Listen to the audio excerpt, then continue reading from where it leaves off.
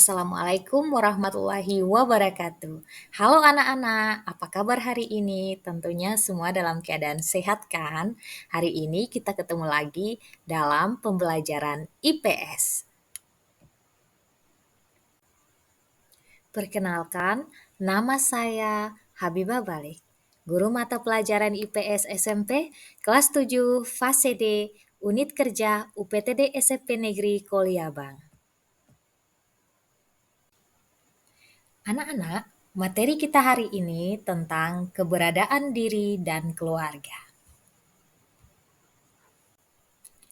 Nah, anak-anak, tujuan pembelajaran kita hari ini yaitu: satu, peserta didik dapat memahami kesadaran keluarga. Yang kedua, peserta didik dapat memahami keberadaan diri keluarga. Yang ketiga, peserta didik dapat mampu mendeskripsikan sejarah asal-usul keluarga. Ayo, mari kita belajar bersama. Anak-anak, mari perhatikan gambar berikut ini. Lingkungan dan keluarga mempengaruhi setiap orang.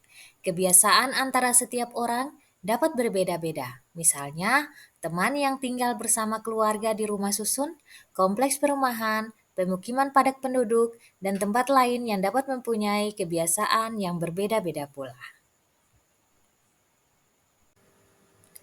Keluarga sebagai agen komunikasi dan interaksi sosial pertama. Keluarga tempat tinggal kita bersama merupakan agen komunikasi dan interaksi sosial pertama dalam tumbuh kembangnya manusia. Sosialisasi mencakup proses pembelajaran mengenai nilai dan norma yang berlaku pada saat berinteraksi. Kebiasaan menyapu halaman, aturan saat bermain dan beribadah, serta bentuk-bentuk kebiasaan kegiatan sehari-hari lainnya merupakan contoh aturan tidak tertulis yang dibentuk oleh keluarga. Keluarga merupakan lingkungan pertama. Keluarga merupakan lingkungan pertama dan terdekat bagi sebagian besar kehidupan kita. Kalian pasti pernah merasakan waktu bersama keluarga begitu mengembirakan. Keluarga menjadi tempat untuk tumbuh dan berkembang yang disertai dengan cinta dan kasih. Kalian patut bersyukur hingga saat ini kalian masih bersama keluarga. Silsilah keluarga. Apakah kalian mengetahui dari mana silsilah keluarga kalian berasal?